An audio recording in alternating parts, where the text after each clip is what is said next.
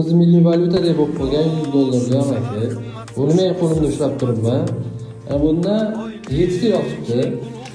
100 lira o'tirib hisoblamoqchi bo'lsangiz, misol uchun 1 kvadrat zo'r remontga mana 7 ta ketadi. Endi 7 tani qo'yib chiquvdik, vantga borib to'xtab qoldi. Sekin buni olamiz. Ikkitasini olaylik. Mana ikkitasini oladigan bo'lsak, o'rta hisobda mana bundan remont hosil bo'ladi.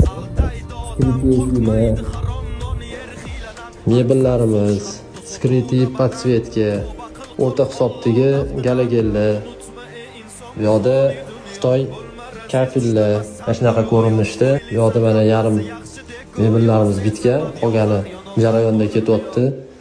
Krashinli mebellar.